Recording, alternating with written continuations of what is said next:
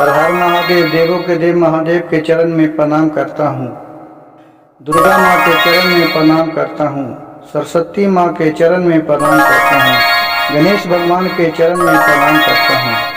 गुरु भाई गुरु बहनों के चरणों में प्रणाम करता हूँ। गुरु भाई गुरु बहन, आज का शिव चर्चा कथा बहुत ही दर्द भरी है। इस कहानी से आपको बहुत कुछ सीखने को मिलेगा।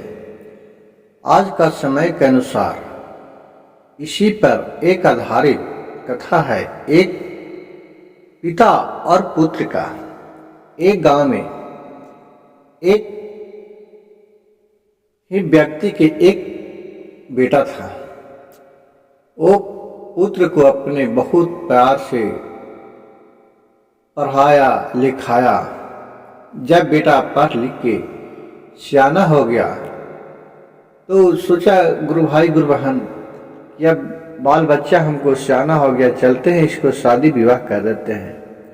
तो उसको शादी विवाह कर दिया और बहुत ही दोनों प्रेम से रहने लगे। कुछ दिन बीता, उस बेचारे को बेटा को जॉब लग गया। वो अपना काम करता था, घर में आता था, अपने दोनों खाना पीना खाता था, आराम से चारों परिवार ठीक से रहता था। गुरु भाई गुरु बहन, आज के समय के अनुसार देखिए कि क्या परिवर्तन होता है। वो जी इसका बहुत ही, वो दिन पर दिन उसका फैसिलिटी में चूर होते गई। कभी कहे जी आज चले गो कंगन लेम, आज चूड़ी लेम, आज नया नया सरिया लेम, आज चला ना शॉपिंग करे, आज शॉपिंग करे जाम। उसका इतना खर्चा बढ़ गया कि धीरे धीरे उसका उस घर से गुजारा नहीं चलने लगा, उसका कमाई से। तो अपने पति से बोले उसका बहू कि जी ये अब ऐसा न करिए कि हम लोग चले माँ पिताजी को एक अच्छा रूम लेके और वहीं रखेंगे, और ये सब जितना घर द्वार है उनका नाम से सब बेच उच के अब पैसा ये सब में हम लोग के जो कर्जा हो गया उसको दे देंगे। ये सब चुपे अपने दोनों बोलने लगे, बतियाने लगे। और फिर माँ बाप से बहुत प्यार करने लगे। बीच में बहुत लड़ाई झगड़ा करते थे। अब दोनों के ममता देख के बेटा, पिता तो पिता होता है गुरु बहन, और माँ माँ होती है। वो अपने एक दिन बैठ के पूरा अपने बेटा से बोला, पिता से बेटा बोला कि पिताजी अब हम लोग के देहात में रहते रहते मन उबिया गया है, चलें अब हम बम्बे में जॉब करते हैं, वहीं चलते हों, एक नंबर की अच्छा फ्लैट लेंगे, लिया हूँ और वहीं रहिएगा। कहीं कि ठीक है बेटा, आपका जैसा इच्छा हो। तो कहे पिताजी इस मकान को क्या करेंगे, नहीं है तो तरगुन आप हमको नाम कर दीजिएगा। अब इस बात सुनकर बाप बोला और अपना पति पत्नी बूढ़े बतियाया। बोला क्या करेंगे, ठीक है तो कहता है अब वहाँ हम लोग चल जाएंगे, कभी मर हर जाएंगे तो क्या करेंगे, इसको कम से कम है कर देते हैं नाम इसको। कहे कि ठीक है बेटा कर देंगे। तो कहा ठीक है, मैं कल ही कागज कोर्ट से बनवा लाता हूं। और गया, उसका बेटा कोर्ट से कागज बनवा के लेके चले आया। अब ये बात गुरु भाई गुरु बहन, किसी का सब किस्म का आदमी रहता है, चाहे आप गांव में हो, महल में, शहर में हो, तो किसी न किसी आपको सुख चिंतक भी रहता है, और कोई आपको दुखी देख के हंसता भी। बहुत दुनिया गजब है, ये सब माया के जाल है। ये आज न हमारा है न कल तुम्हारा है, न किसी का होगा। इसी तरह ही बेचारे के साथ हुआ। वहां जब एक गया, देख बाजार में उसका बूढ़ा बाप कुछ लाने के लिए, तो उसका बचपन का दोस्त था रामू, और उससे भेंटा। दोनों में प्रणाम पति हुआ, राम सलाम हुआ। दोनों में कैसे हो? मैं ठीक हूँ भैया, इसी तरह से समाचार हुआ। कहा कि और सब कैसे चल रहा है? कहा कि ठीक है, किसी तरह दूर वक्त का रोटी मिल जा रहा है। अब हम जा रहे हैं बम्बे, मेरा बेटा वहीं रहता है, अब वहीं रहेंगे उस दिन। कहा कि बहुत अच्छा की बात है। तो उसी बात बढ़ते बढ़ते बोला उसका पिता कि मेरा बेटा बहू का मन है कि जो यहाँ वाला घर है जो हमारे नाम पर जायदाद कर दीजिए, हम लोग वहीं रहेंगे। तो यहाँ क्या होगा, यहाँ नहीं तो बेच उच के हटा दूंगा। तो वो सलाह दिया कि देखिए भैया, आप बम्बे जाइए, कहूँ जाइए, जितना जगह आप घर लीजिए वो ठीक है, लेकिन ये घर आपका अपना खानदानी है, आपका कमाई से बनाया हुआ है। आज आप बेटा के मोह ममता में आके, बहू के मोह ममता में आके आप उसको नाम कर दीजिएगा, कल आपको वो नहीं देगा, कल वहां जाके नहीं खिलाएगा, आपको औरत की तबीयत हो जाएगा तो कहाँ से दिखाइएगा, पैसा नहीं देगा। था आज भी उसी का संपत्ति है, कल भी उसी के रहेगा। आपको जब समय बुढ़ापा हो गया, मृत्यु हो जाएगा, तो फिर तो आपका बारिश, आपको लड़के या बहू नहीं रहेगा, और कौन रहेगा? आपका एक बेटा ही है। ये तो नहीं है कि 4 गो बेटा है तो चलो उसको न उसको नाम से कर दीजिएगा, उसको न उसको नाम से कर दीजिएगा।